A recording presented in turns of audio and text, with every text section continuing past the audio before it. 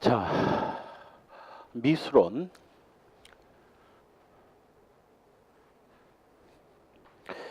범죄가 실현되는 단계를 이제 면밀히 살펴보면 어떤 인간이 충동적으로건 뭐건 이제 어떤 범죄를 저지르기로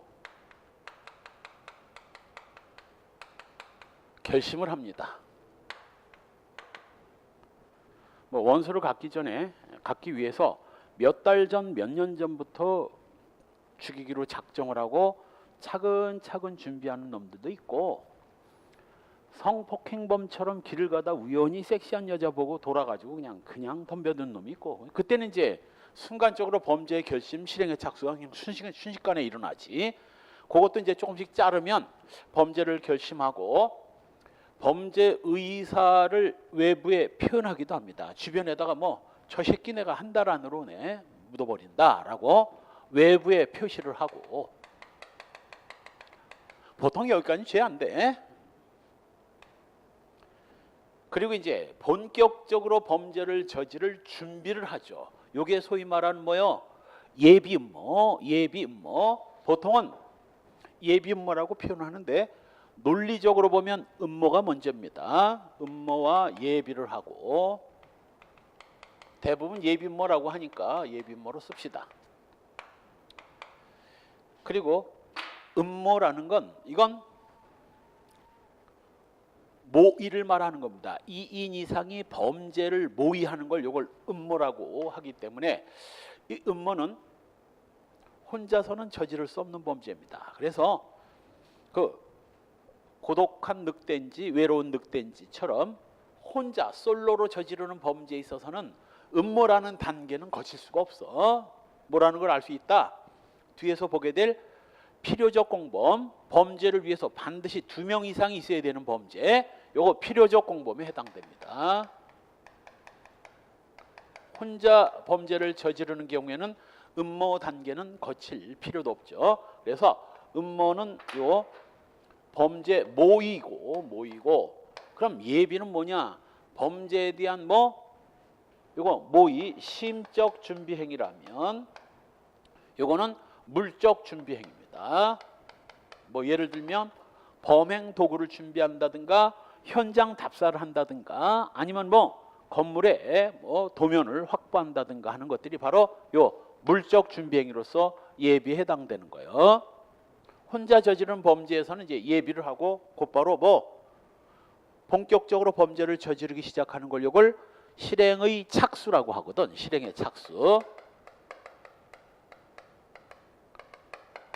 아까 같은 경우 이제 보고 너무 섹시해가지고 순간적으로 덤벼드는 경우에는 범죄를 결심하고 그냥 뛰어들어가서 붙잡으려고 하는 게 이제 외부의 표시고, 예비 실행의 착수가 거쳐가지고 이제 강간을 하고 죽이고 하지.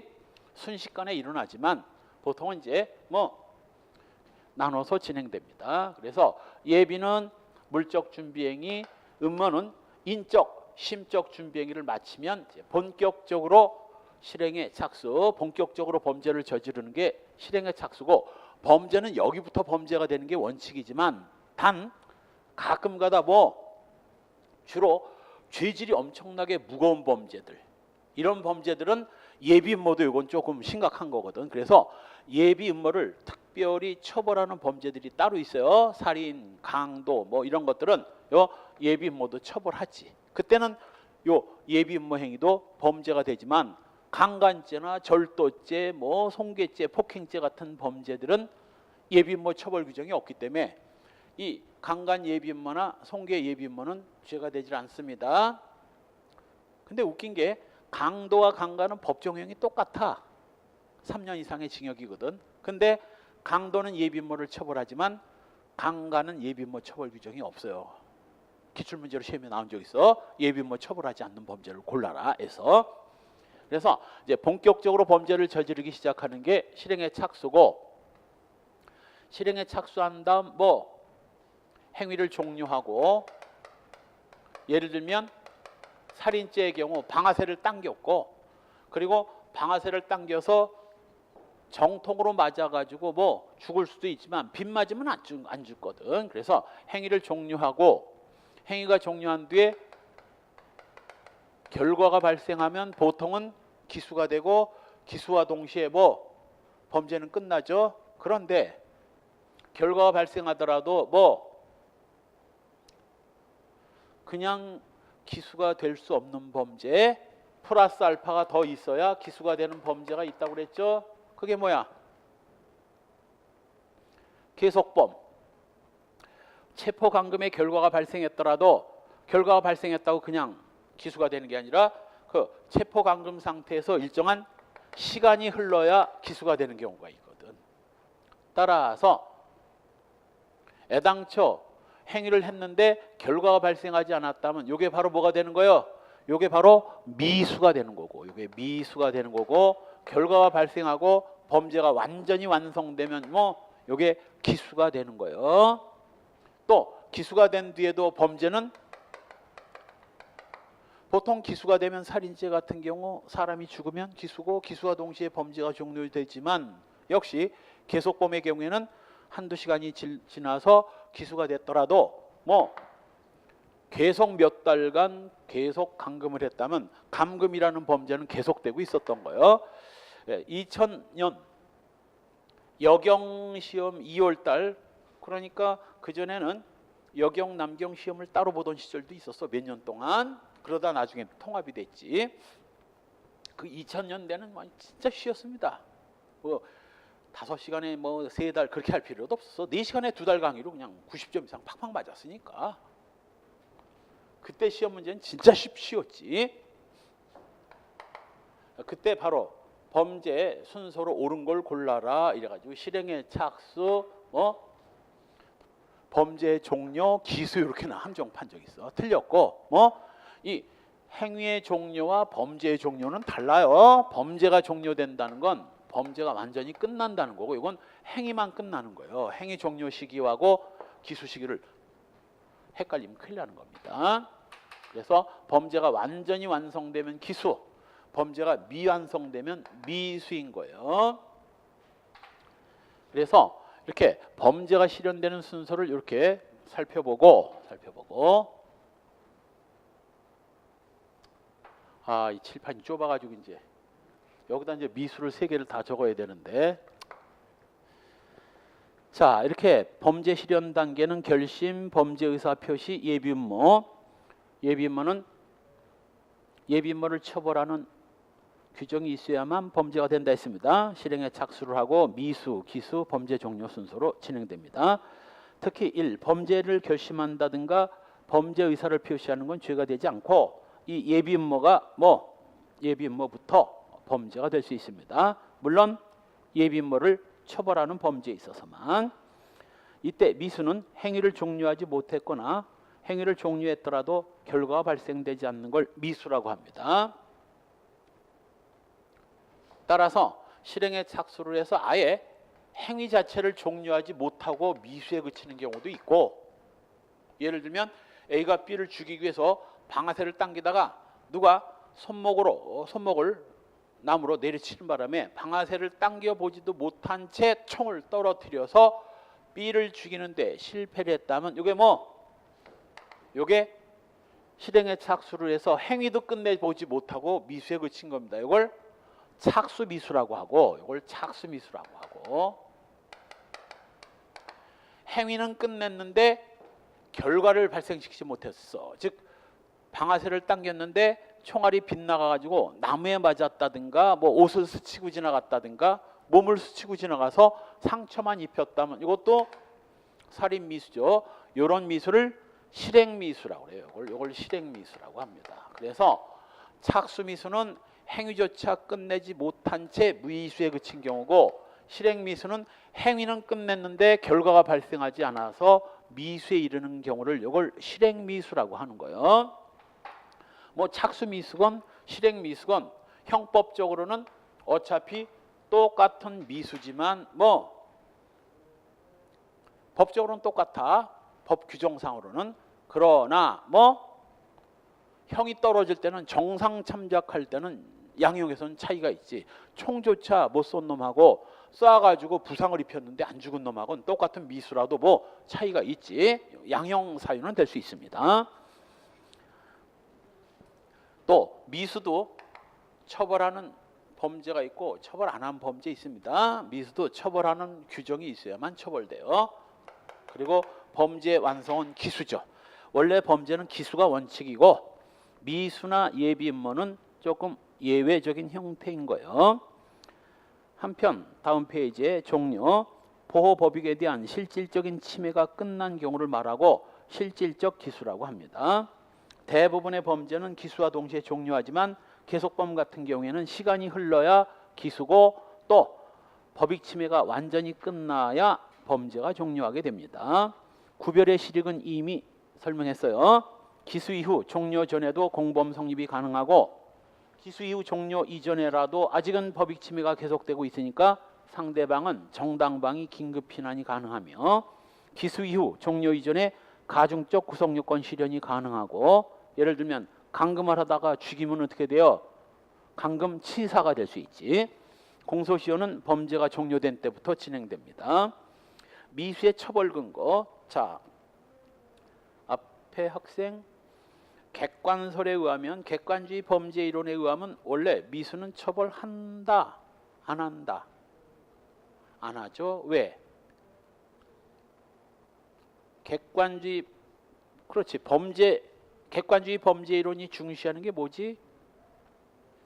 그렇지. 행위와 결과고 미수는 결과가 발생하지 않았으니 객관주의 입장에서 아무런 결과가 나오는데 뭐하러 처벌하냐 이렇게 되지만 주관주의 입장에서는 뭐 결과는 안 본다고 그랬죠. 사람을 죽이려는 마음과 행동 이걸 보니까 이건 나쁜 놈이지. 그래서 주관설에 의하면 당연히 미수는 처벌하게 되는 겁니다. 한편 우리나라는 다수설이죠. 절충설이죠. 뭐 객관설에 치우쳐서도 안 되고 주관설에 치우쳐서도 안 되고 실행행위를 통해서 법 적대적인 의사를 표출하고 위험성, 주관적 위험성이 드러나고 이걸로 미수가 되는 게 아니라 그로 인해서 일반인의 법적 신뢰감을 동요, 깨트렸다는 객관적 결과까지 나와야 미수가 된다. 이게 이제 다수설의 입장입니다. 이에 의하면 적어도 미수는 기수에 비해서 결과는 발생하지 않았으니까 처벌은 하되 형을 감경하게 되는 거죠. 미수범의 체계 이건 나중에 정리할 때 보게 될 것이고 형법상 미수범의 처벌은 형법 각칙 본죄에 규정되어 있습니다. 특히 두 번째 줄 뒷부분 형식범에는 미수라는 게 있을 수 없어요. 형식범에는 미수가 있을 수 없습니다. 단 형식범임에도 미수처벌 규정을 두고 있는 게 있죠. 퇴거불응죄와 집합명령 위반죄는 진정부작위범이고 틀림없이 형식범인데도 미수처벌 규정을 두고 있다 했습니다. 그 밖에 추상적 위헌범도 웬만하면 미수처벌 규정이 없습니다. 추상적 위헌범도 사실은 형식범과는 다르지만 큰 차이가 없거든. 추상적 위헌범도 미수처벌 규정이 별로 잘 없어요. 진정부작위범은 죄다 형식범이기 때문에 미수가 있을 수 없지만 뭐만은 퇴거불응죄와 집합명령 위반죄는 있다고요. 나머지 내용들은 한번 읽어보세요. 자, 그 다음에 장애미수, 중지미수, 불능미수 이렇게 미수는 크게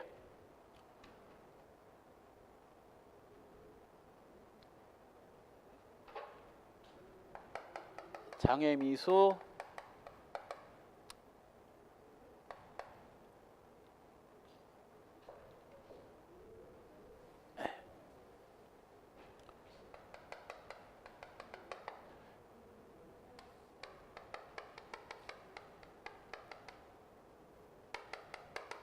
장애미수와 중지미수 그리고 불능미수 요 세 형태가 있습니다. 이 미수의 세 종류는 이 결과가 발생하지 않은 요 결과 불발생의 원인을 기준으로 그 결과의 결과가 발생하지 않은 것이 외부적 장애 때문이라면 장애미수, 그 결과의 불발생이 본인 스스로 자의에 의해서 결과가 발생하지 않도록 막았다면 중지미수 제일 착하죠.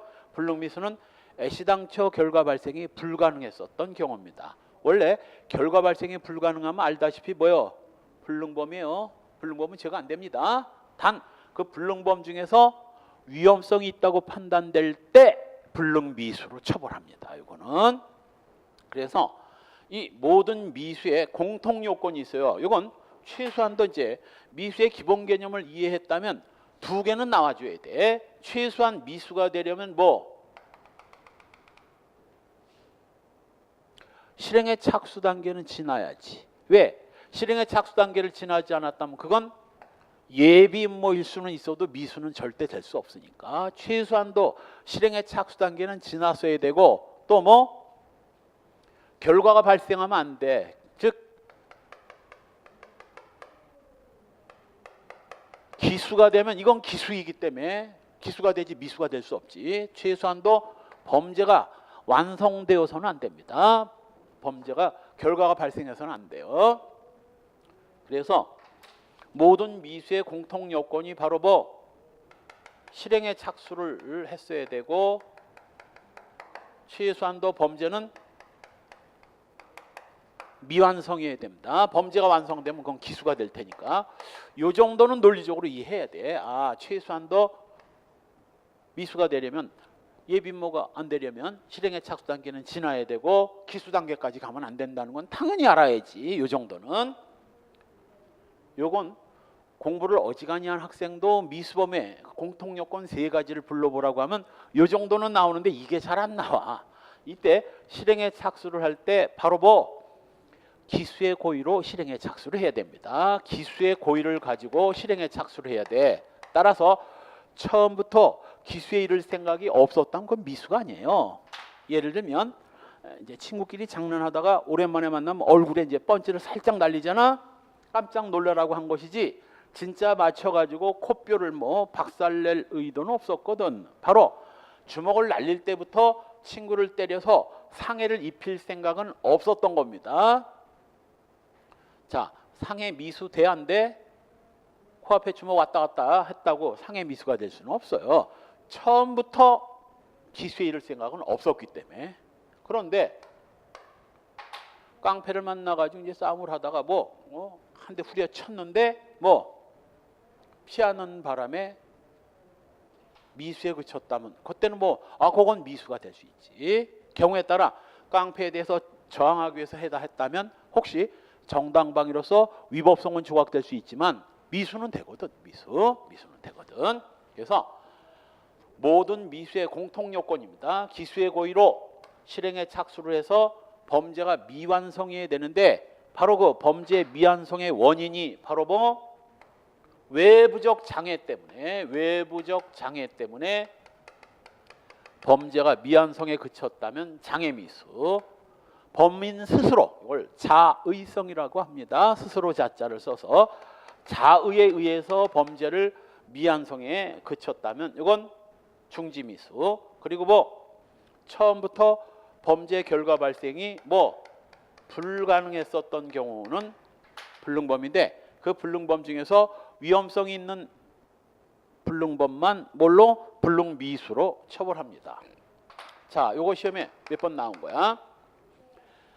가장 양심이 없는 놈이 누구야? 셋 중에 셋 다 범죄자지만 그 중에서 제일 양심이 없는 놈이 장애미수. 그래서 장애미수는 요건 임의적 감경. 제일 착한 미수가 뭐예요? 중지미수죠. 그래서 요건 반드시 필요적 감면. 반드시 감경하거나 면제하거나 둘 중에 하나 꼭 해줘야 돼요. 이 불능미수는 결과 발생이 불가능했었다는 점에서는 장애미수보다는 가볍지만 스스로 그만둘 생각은 없었다는 점에서는 중지미수보다는 좀 무겁거든. 그래서 요거하고 요거의 중간이야. 그렇다면 임의적 감면이거나 필요적 감경이거나 둘 중에 하나일 텐데 뭐? 요거 임의적 감면입니다. 임의적 감면. 그리고 필요적 감경은 우리 저 앞에서 봤잖아. 뭐? 농심라면 종쳤다. 농하자, 심신미약자, 종범, 농심종. 농심라면 종쳤다. 시험에 한 5번은 나왔어. 농심라면 종쳤다가 필요적 감경이다. 이것만 딱 부러지게 알아도 정답이 따박따박 나오는 문제가 몇 문제 됐다고. 바로 2000년대 초반에 뭐 이런 문제가 나오니까 내가 이건 20년 전부터 썼어요. 농심라면 종쳤다. 선생님 그 농심라면 또 나왔어요 하면서 필요적 감경. 그래서 뭘 하나를 딱 부러지게 알면 뭐 다른 게 맞았는지 틀렸는지는 모르지만 뭐 심신미약자는 형을 감경할 수 있다. OX 그렇게 나면 뭐 틀린 걸 골라라 해서 그게 정답인 거야. 감경할 수 있다. 그건 임의적 감경이고 필요적 감경이면 감경한다 이렇게 나와야 되는 거거든. 감경하여야 한다라고 하든가. 그래서 요거 하나만 똑바로 지게 알아도 뭐 정답이 나온다고. 요 세 개를 비교하는 문제도 두세 번 나왔어요. 멍청이 아니면 알아야 돼. 그 장애미수의 본질이 뭔지를 알고 중지미수의 본질이 뭔지를 알면 형의 경중을 어느 정도 감경하고 감면하는지 딱 답이 나오지. 그리고 농심 필요적 감경은 농하자, 심신미약자, 종범이 있으니까 이거 임의적 감면, 임의적 감면 이 부분이 시험에 무지하게 많이 나오는 거예요. 자, 이렇게 장애미수란 제2절 장애미수로 되어 있는데 사실은 25조를 보세요. 거기 장애자가 있어 없어? 없어. 책에서는 그냥 장애미수라고 했는데 원래는 장애라는 글자는 조문에 없어. 그냥 아무 말 없이 미수범하면 그건 그냥 뭐가 되는 거야? 장애미수야. 그리고 중지미수와 불능미수는 꼭 중지, 불능자를 꼭 붙이고 장애미수는 아무런 글자 안 붙이면 그게 장애미수인 겁니다. 이렇게 친절하게 장애자를 붙이면 장애미수고 당연히 안 붙이더라도 아무 말 없으면 장애미수인 거예요. 이렇게 장애미수란 행위자 의사에 반해서 외부적 장애로 인해서 범죄를 완성하지 못한 경우를 말하고 일반적으로 미수하면 바로 이 장애미수를 말하는 겁니다. 이때 실행에 착순했으나 종료하지 못한 경우 이게 착수미수고 또 실행행위는 종료했지만 결과가 발생하지 아니한 경우 이걸 뭐 실행미수라고 합니다. 그런데 또 학생들이 이걸 갖다가 실행에 착수하니까 실행미수가 먼저고 착수미수가 뒤가 아닌가 이렇게 헷갈려하는 학생들이 또 있어. 실행에 착수니까 실행미수 먼저 착수미수 먼저. 노노노노노 큰일 나. 공부는 착실하게 해야 된다 부실하게 해야 된다. 공부는 착실하게 공부해야 된다. 착실하게 착수미수가 먼저고 실행미수가 나중에요. 실행에 착수 헷갈리면 큰일 나. 착수미수가 먼저야. 그래서 행위를 끝내지 못했다면 착수미수, 행위를 끝냈는데 결과가 발생하지 못했다면 실행미수, 착실. 그리고 주관적 요건, 미수도 기수와 마찬가지로 객관적 구성요건 요소를 인식하고 그 구성요건을 실현하려는 주관적 요소로서 고의 등을 갖춰야 되고 미수범의 고의도 기수의 고의가 아니면 안 되며 처음부터 여기 나오죠. 처음부터 미수에 그치겠다는 미수의 고의는 이건 뭐 아예 죄가 안 되는 겁니다.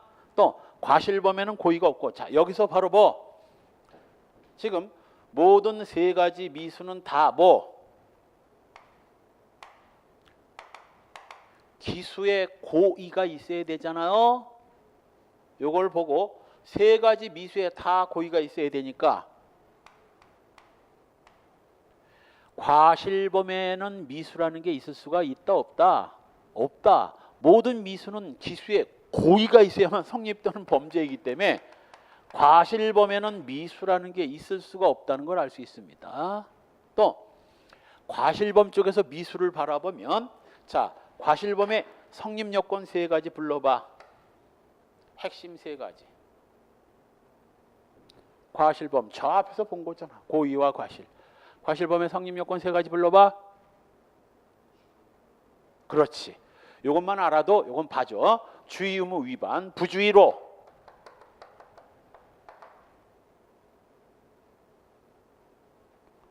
과실의 개념 어떻게 더 잘 안 나오는 거 먼저 나오고 쉽게 나오는 게 안 나오나?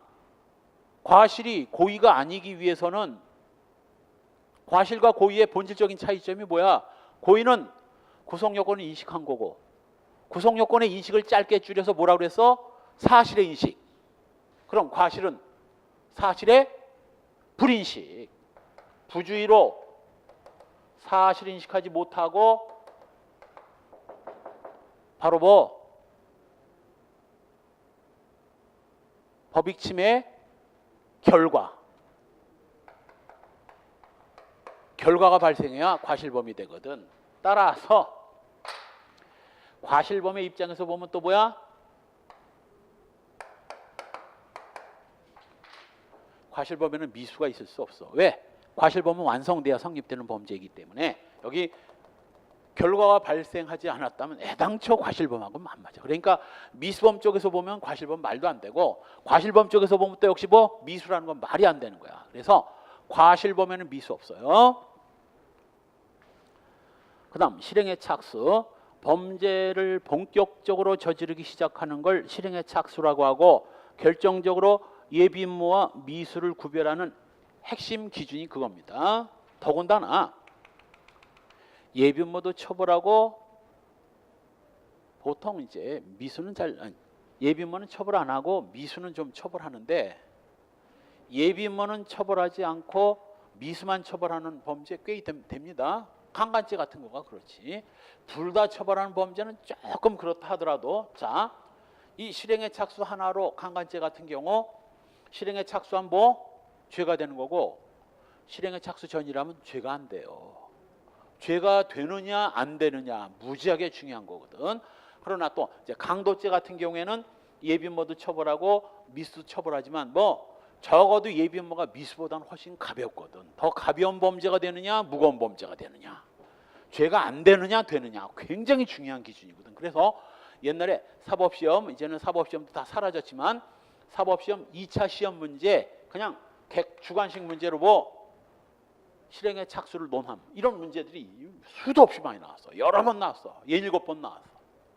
이걸 다 써줘야 돼. 실행의 착수 이걸 학설 다 써줘야 되고. 그래서 특히 강간죄 같은 범죄에서 강간, 절도, 송괴 이런 범죄들 좀 가벼운 범죄들은 예비임무를 처벌 안 하고 미수만 처벌하거든. 실행에 착수했냐 유죄, 안 했냐 무죄. 엄청난 차이예요.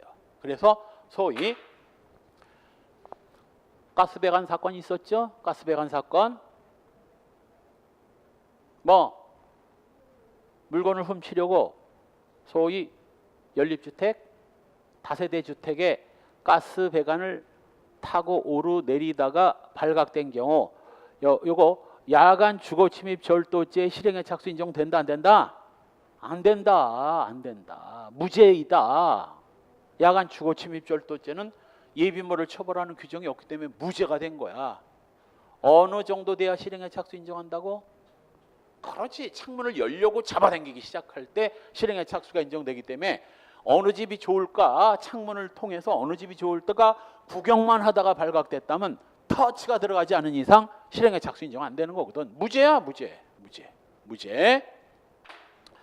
따라서 이 실행의 착수 시기를 정확하게 결정하는 것이 유죄인지 무죄인지를 결정짓는 중요한 기준이기 때문에 뭐 학설이 대립되는 거예요. 이런 부분일수록 예민한 부분일수록 학설 대립이 심합니다. 자, 객관설에 의하면 뭐 말 그대로 이건 객관주의 범죄 이론에서 주장하는 겁니다. 적어도 뭐 구성요건의 일부를 실현하거나 뭐 구성요건적 행위와 밀접 불가분의 관계 있는 행위를 시작해야 실행의 착수를 인정하는 입장입니다. 원래 이제 이 객관설은 구성요건의 일부를 시작할 때 실행의 착수를 인정하는 겁니다. 두 번째 객관설은 이건 좀 변형된 객관설이야. 그러다 보면 이제 무슨 일이 생기느냐면 자, A가 B의 고급 스포츠카를 훔치고 싶어 가지고 뭐 요 모조 열쇠 아니면 뭐 요 열쇠 4번을 떠 가지고 기회를 엿보다가 어느 날 B가 자동차를 세우고 자리를 비우자. 자동차에 접근해서 그 열쇠, 보조키, 모조키로 차 열쇠 구멍에다가 열쇠를 꼽고 돌려서 문을 열고 차 안에 들어가. 다시 지금이야 이제 무선 시동키 그냥 버튼만 누르면 시동이 걸리지만 다시 키박스에 키를 꽂고 돌려 시동을 건 다음 자동차를 운행 끌고 간 경우. 자, 객관설에 의하면 구성요건의 일부를 실현하기 시작할 때 실행의 착수를 인정합니다. 절도죄의 구성요건이 뭐야? 남의 물건을 훔쳐오는 건데 훔쳐온다는 게 자기 손아귀에 넣는 겁니다. 이걸 점유의 취득이라고 하는데 바로 그래서 남의 물건을 자기 손아귀에 넣기 시작할 때 실행의 착수니까 최소한도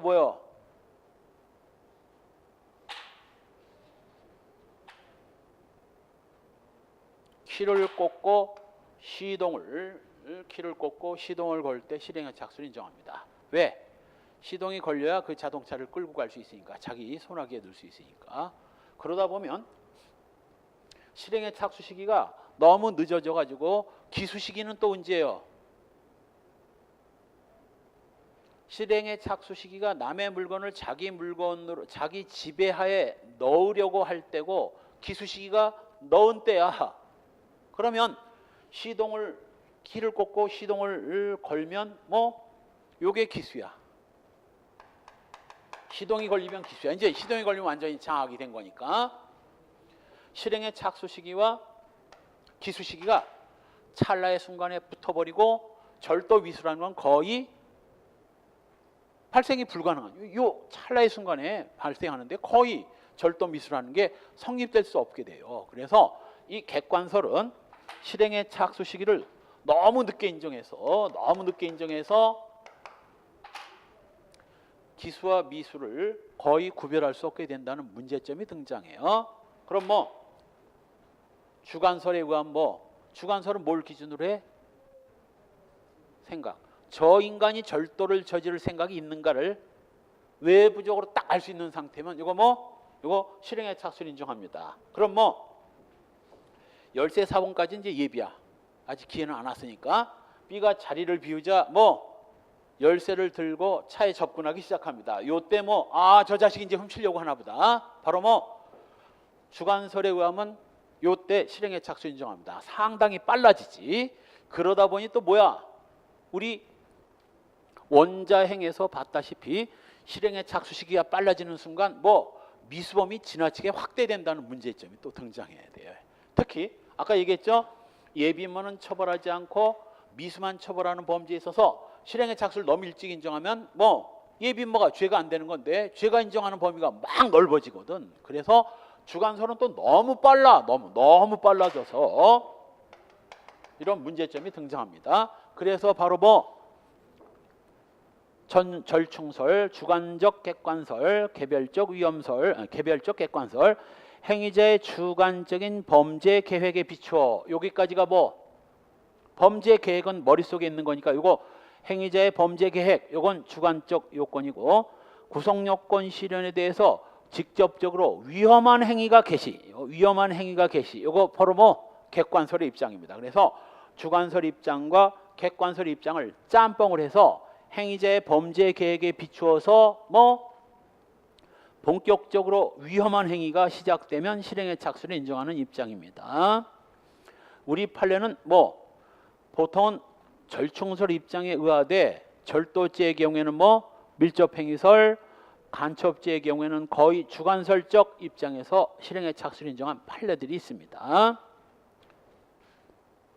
자, 그렇다면 행위자의 범죄 계획이 스포츠카를 훔치는 거고, 그리고 범죄 계획을 기본으로 해서 본격적으로 위험이 시작됐을 때 접근하는 거 가지고는 이건 아직은 위험하지 않지. 최소한 차 문에 열쇠를 꽂기 시작할 땐 이제 위험해지는 거지. 차가 훔쳐갈 위험이 확실히 높아졌죠. 요게 바로 절충설 입장. 이게 절충설 입장이고, 이 절충설에 의해서 실행의 착수를 인정하는데, 이 책은 이 절충설에 의할 때 바로 뭐 절도죄는 언제 법익 침해 위험성이 도드라지나 바로 뭘 할 때 절도 행위와 밀접한 행위를 시작하면 위험성이 높아지는 거거든. 그래서 여기서는 책에서 이 밀접 행위설과 이 절충설을 다른 학설인 것처럼 소개해 놨는데, 엄밀한 의미에서 이 절충설에 의해서 실행의 착수를 정하되 절도죄는 언제 법익 침해 위험성이 절박해지느냐, 바로 뭐 할 때 밀접 행위를 할 때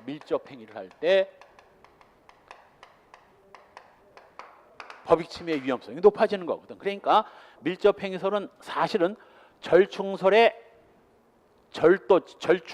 절도죄에 적용하면 밀접 행위설이 나오는 겁니다. 사실은 아니라고 해도 할 수 없고, 우리 판례는 이렇게 오락가락 한다는 얘기인데, 이거 밀접 행위설, 절도죄의 경우 밀접 행위설이라고 하는데, 사실은 절충설과 밀접 행위설은 거의 뭐 차이 없어요.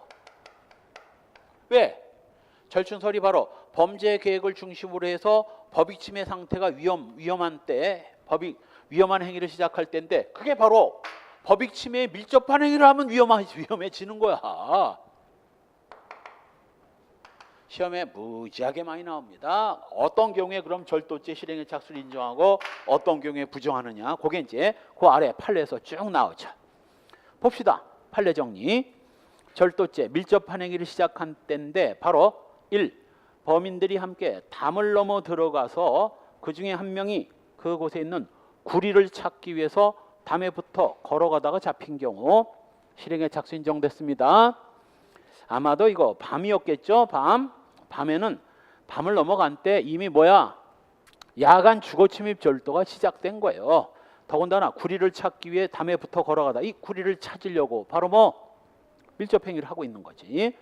2번 다시 시험에 나온 거야. 고속버스 선반이 007 가방의 한쪽 걸쇠를 열었을 경우 벌써 타치 들어간 거 아닙니까? 여기 마치 열쇠를 꼽듯이 가방에 타치 들어간 거고, 역시 소매치기가 양복 주머니를 겉을 더듬은 때 실행의 착수 인정되고, 방안까지 들어갔다가 절취할 재물을 줄그세요 찾지 못해서 찾았는데 못 찾았다는 거 아닙니까? 찾을 물건을 물색하기 시작하면 밀접 행위가 있는 거죠. 바로 이 찾지 못해서 거실로 돌아 나온 경우. 그런데 잠깐 다음 페이지에 보면 거기 이 실행의 착수가 부정된 판례 1번 판례, 주간의 절도의 목적으로 피해자 집 현관을 통해서 그 집 마루 위에 올라서서 창고 문 쪽으로 향하다가 발각 체포됐다면, 이건 창고 쪽으로 가다가 발각된 것이지 창고에 들어가서 훔칠 물건을 찾다가 발각된 게 아니거든. 따라서 찾다가 발각됐다면 실행의 착수가 인정되지만 찾아보지도 못한 채 발각이 됐다면 이건 예비라고. 자, 따라서 두 개 꼭 비교해서 기억해 두세요. 집에 들어가서 찾다가 못 찾아서 나왔다면 실행의 착수 인정.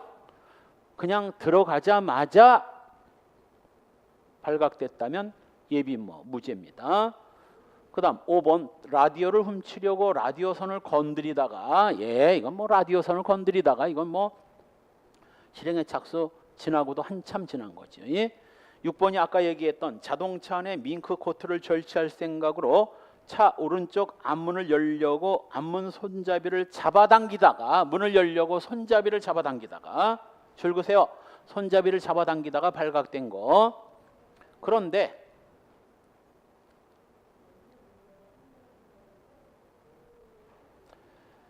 실행의 착수가 부정된 판례 2번, 동그라미 2번 판례를 보면 노상에 세워놓은 자동차 안에 있는 물건을 훔칠 생각으로 면 장갑을 끼고 칼을 소지한 채 자동차 유리창을 통해서 내부를 손전등으로 비춰본 것에 불과하다면 이건 이건 예비음모야. 비춰봐서 훔칠 거 개뿔도 없으면 그냥 패스고 훔칠 물건이 있다고 판단되면 이제 열고 훔치려고 했다면 이건 예비에 불과하죠. 요 2번 판례와 위에 6번 판례 대비되는 판례입니다. 두 개가 그래서 시험에 잘 나와요. 그다음 실행의 착수가 부정된 거 1번, 2번은 이미 다 봤고 3번 소를 흥정하고 있는 피해자 뒤에 접근해서 그가 들고 있던 가방으로 돈이 들어있는 피해자의 하의 왼쪽 주머니를 스치면서 지나간 거. 자, 조합해서 뭘 봤나? 소매치기가 주머니를 더듬으면 실행의 착수 인정했죠. 근데 이건 왜 실행의 착수 인정 안 한 거지? 바로 위에 거하고 똑같아. 그 주머니 안에 돈이 있는지 없는지를 모르겠는 거야. 그러니까 이 자식이 한번 주머니를 툭 치고 지나가면서 안에 돈이 있으면 다시 와서 이제 훔치려고 한번 돈이 있는지 없는지를 염탐하려고 스친 거거든. 이건 훔치려고 스쳤다면 당연히 실행의 착수가 인정되지만 돈이 있는지 없는지를 염탐하려고 스친 거라면 이건 예비임무에 불과한 겁니다. 4번도 많이 나온 판례요. 평소 잘 아는 피해자에게 전화 채권을 사주겠다고 하면서 골목길로 유인해서 돈을 절취하려고 기회를 엿본 거. 안 돼. 기회를 엿보다가 훔치려 할 때 실행의 착수가 인정되지. 최소한도 주머니를 스쳐 터치 들어가거나 염탐하려고 스친 거 말고 훔치려고 터치가 들어가야지. 007 가방 걸쇠를 손을 댄 거, 차문 손잡이를 잡아당긴 거, 주머니에 손을 댄 거, 이 정도는 돼야 실행의 착수를 인정하는 겁니다. 5번 피해자의 집 부엌문에 시정된 열쇠고리 장식을 뜯는 거. 이건 손괴죄만 되고 절도죄 실행의 착수 인정 안 됩니다. 단 그것이 야간에 이루어졌다면 상황이 달라져요. 맨 아래 판례입니다.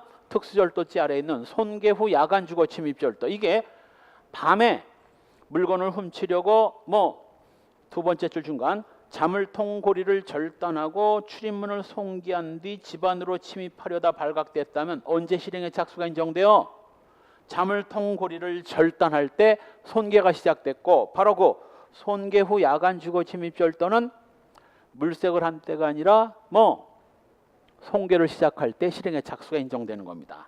따라서 다시 원위치로 가서 낮에 집 부엌문에 시정된 열쇠고리 장식을 뜯는 건 이건 손괴죄와 주거 침입죄 미수만 될 뿐 절도죄 실행의 착수 인정 안 돼요.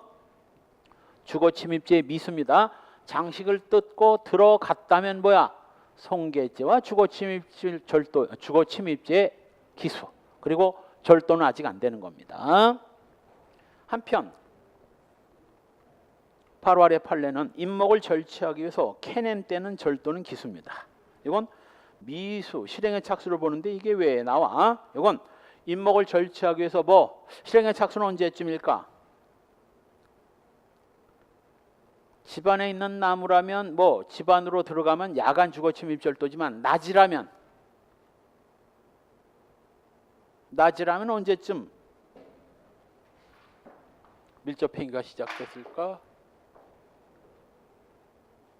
나무를 파헤치려고 할 때, 첫삽을 뜰려고 할 때 실행의 착수를 인정하는 거죠.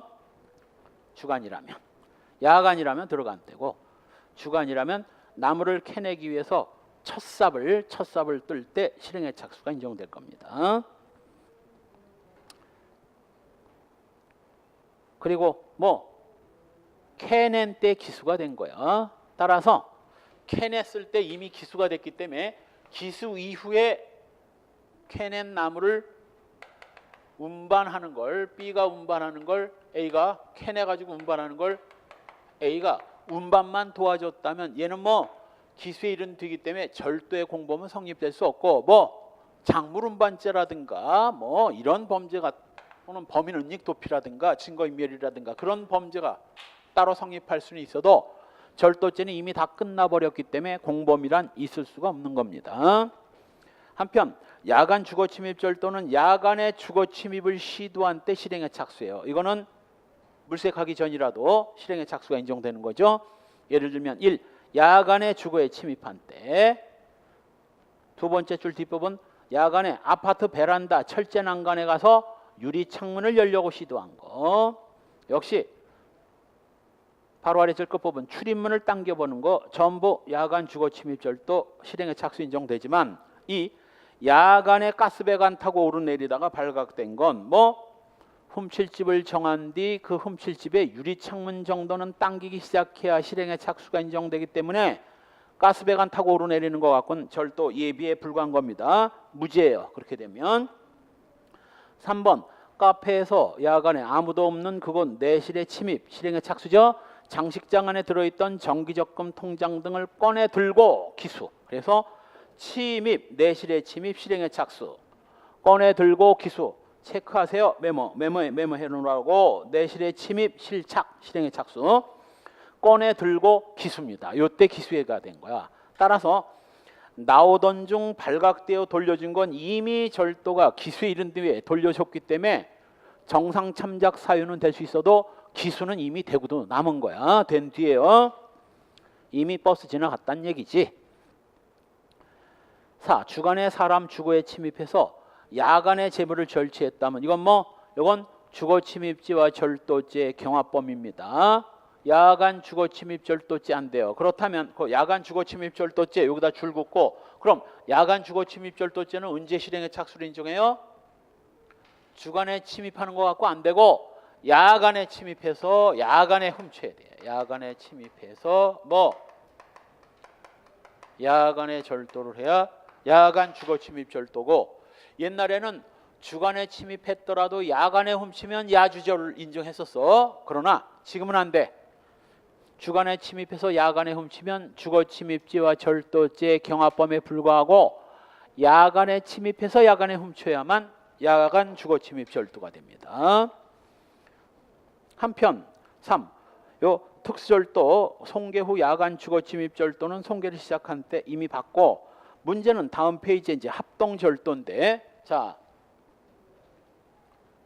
모든 특수범죄는 다 단체 다중 위험한 물건 단다위인데 특수범죄 중에 단다위가 아닌 범죄는 3개밖에 없다고 그랬습니다. 그 3개가 뭐였지? 그건 구성요건까지 싸그리 외우고 있어야 된다고 그래서 나머지 10개 넘는 건 다 단다위인데 요 3개만 그 단다위가 아니라고 특수범죄인데 특수절도, 특수강도, 특수도주 3개만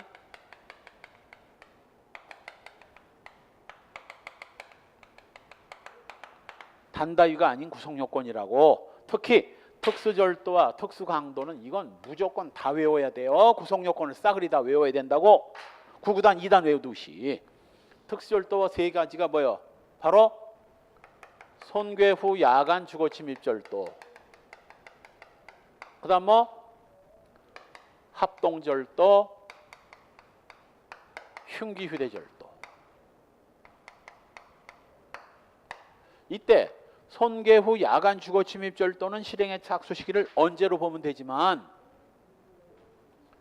야간에 손괴를 시작한 때 실행의 착수를 인정하면 되지만 이 합동절도와 흉기휴대절도는 야간 주간 상관없는 거거든.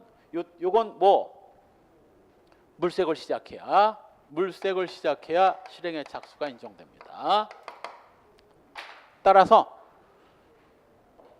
2인 이상이 합동해서 야간이 아닌 주간의 절도의 목적으로 타인의 주거에 침입했다 해도 나오죠. 아직 절취할 물건의 물색 행위를 시작하기 전이라면 이건 실행의 착수 인정 안 됩니다. 똑같은 이유로 피고인이 신축공사 현장 안에 있는 건축자재 등을 훔칠 생각으로 공범과 함께 벌써 같이 두 놈이 갔다는 얘기죠. 합동절도란 얘기야. 공사 현장 안으로 들어간 후 창문을 통해 신축 중인 아파트의 지하실 안쪽을 살핀 행위는 실행의 착수 인정 안 됩니다. 왜? 앞에서 보면 뭐와 똑같아? 자동차 손전등으로 비춰본 것과 다를 바가 뭐가 있겠어? 아파트 지하실 안쪽을 살핀 거 이건 특수절도죄 안 됩니다. 혹시 이 아파트가 다 지어진 아파트라면 야간 주거 침입 절도가 될 수 있어도 이건 또 더군다나 신축 중인 아파트의 지하실은 주거라 볼 수도 없어요. 최소한 주거라고 하기 위해선 사생활의 비밀이 보장되는 공간이어야 되는데 신축 현장의 지하실이 무슨 주거가 되겠어? 그러니까 이것도 역시 뭐 안쪽을 살핀 것 같고는 안 되고 뭐 훔칠 물건을 물색을 해야 시작되는 겁니다. 따라서 둘 다 합동 절대 실행의 착수가 인정되지 않았으니 뭐 합동 절대 예비인모고 예비인모는 무죄가 되는 겁니다. 주거 침입죄는 이제 별개의 문제예요. 절도는 무죄라는 거예요. 그다음 강도죄, 준강도죄, 강간죄. 강도죄와 강간죄는 둘 다 뭐 폭행 협박이 시작돼야 실행의 착수가 인정되고 준강도도 뭐 폭행 협박을 시작할 때 실행의 착수를 인정하죠. 따라서 1. 부녀를 간음하기 위해서 한거를 불능케 하거나 현저하게 곤란하게 할 정도의 폭행 협박이 시작되면 강간죄 실행의 착수 인정되는 거고 역시 이 간음할 목적으로 4시에 여자 혼자 있는 방문 앞에 가서 피해자가 창문을 열어주지 않으면 부수고 들어갈 듯한 기세로 방문을 두드리고 피해자가 위험을 느끼고 창문 가까이 걸터앉아 가까이 오면 뛰어내리겠다고 하는데도 베란다를 통해서 창문으로 침입하려고 할 때 강간죄 실행의 착수 인정됩니다. 단 3번은 이제 강간죄 실행의 착수가 인정이 안 된 사례죠.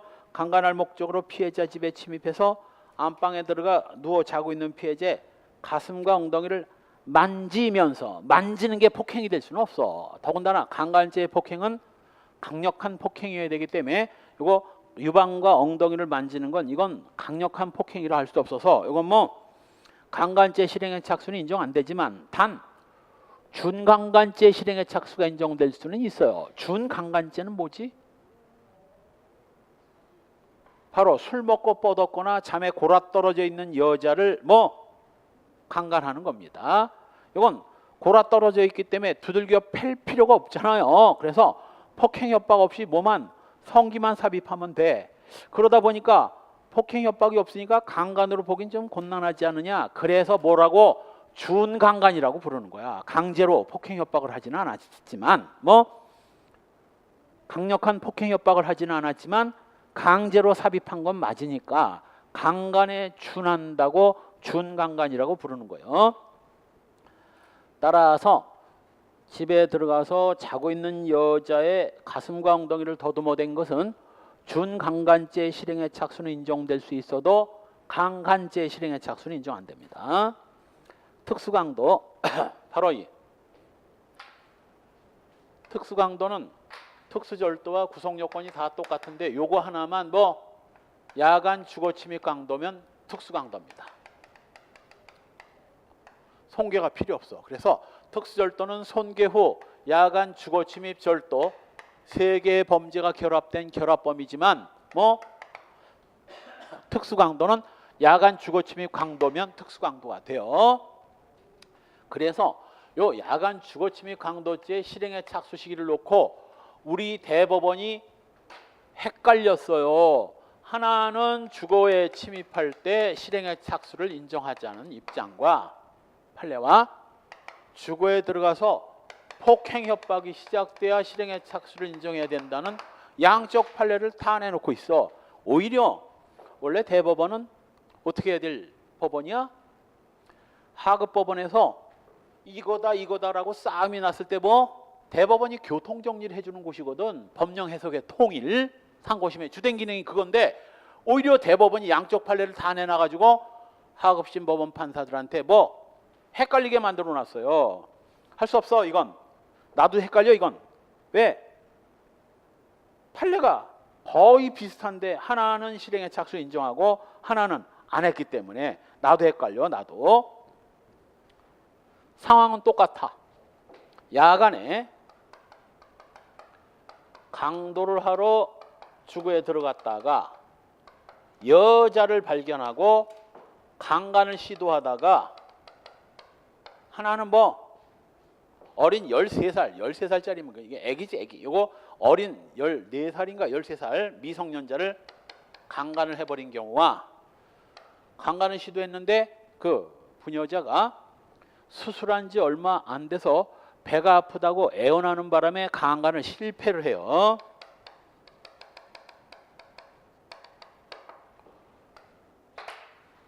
그렇다면 만일 야간 주거 침입 강도가 주거에 침입할 때 실행의 착수를 인정했으면 뭐가 되는 거야? 주거 침입할 때 특수 강도가 된 거고 특수 강도가 강간을 시도했으니 특수 강도 강간이 된 거죠.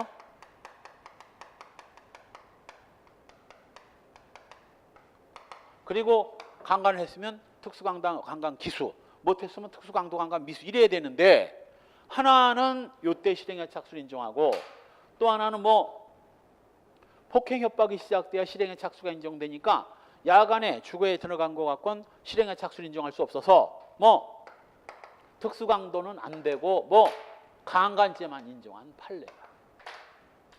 그래서 요 할 수 없어. 판례를 그냥 외우는 도리밖에 없습니다. 하나는 뭐 흉기 휴대 합동 강도죄에 있어서는 야간에 주거에 침입해서 이루어지는 경우에는 주거에 침입한 때 실행에 착수한 것이다.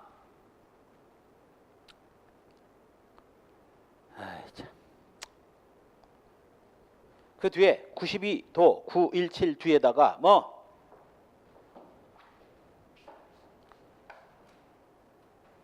여자를 발견하고 강간을 시도하다가 뭐 수술한 지 얼마 안 돼서 배가 아프다고 애원하는 바람에 강간을 포기한 경우 이거 뭐 이미 주거에 침입했을 때 특수 강도의 실행의 착수가 인정됐고 강간을 시도할 때 특수 강도 강간이 됐고 뭐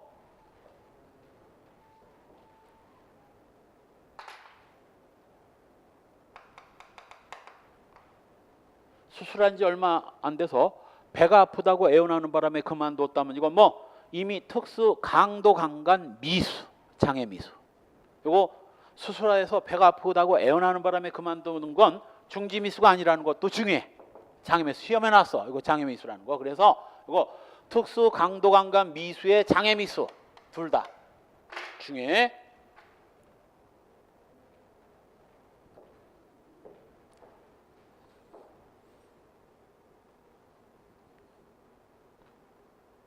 한편 강도의 범위로 야간에 칼을 휴대한 채 타인의 주거에 침입했다가 피해자를 발견하고 이 피해자가 13살인가 14살짜리예요. 갑자기 욕정을 일으켜 칼로 협박해서 강간을 했다면 이건 뭐 거기 특수 강도 강간죄 부정 그 옆에다 그냥 강간죄만 된 거야.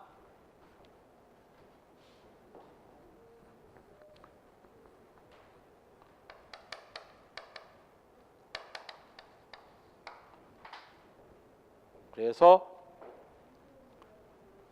아래 판례는 뭐 강간죄를 인정한 판례고 위에 판례는 주거에 침입했을 때 특수 강도의 실행의 착수를 인정하고 강간까지 시도했으니 특수 강도 강간이고 수술한 지 얼마 안 돼서 배가 아프다고 애원하는 바람에 그만뒀다면 특수 강도 강간 미수 그것도 시험에 나왔는데 판례를 뚝 잘라버린 거야.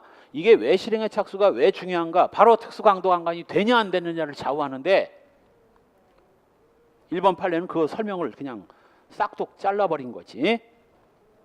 다시 한번 1번 판례는 뭐 특수 강도 강간 미수 수술한 지 얼마 안 돼서 배가 아프다고 애원하는 거 꼭 써놓으세요.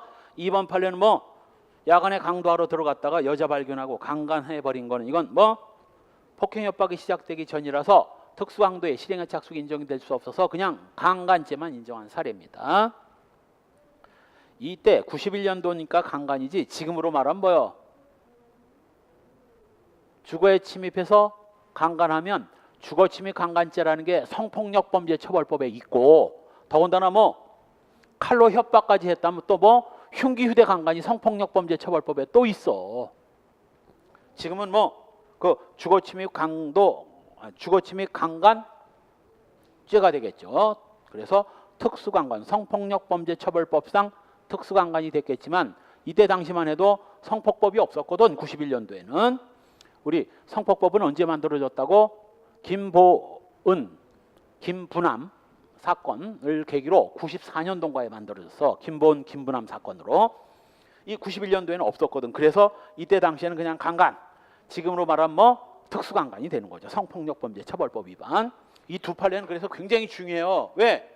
대법원이 멍청하게 교통정리를 해줘야 되는데 오히려 대법원이 여기에 해당되는 판례와 여기에 해당되는 판례를 다 내놔가지고 그럼 밑에 있는 판사들은 어떻게 재판하라는 거야? 야간에 주거에 침입했다가 강간했으면 특수강도강간으로 해야 돼. 그냥 강간죄와 주거침입죄로 해야 돼. 하급법원 판사들이 헷갈릴 거 아니냐고 저거. 법령 해석의 통일을 기할 대법원이 오히려 법령 해석에 혼란을 야기한 사례고 그래서 시험에 무지하게 많이 나오는 겁니다. 그 다음 사기죄. 예, 꽤 어렵죠. 사기죄. 제3범죄는 워낙 좀 어렵습니다. 판례하면 정말 쉬었다 갑시다. 10분 쉬었다. 10분 쉬었다 갑시다.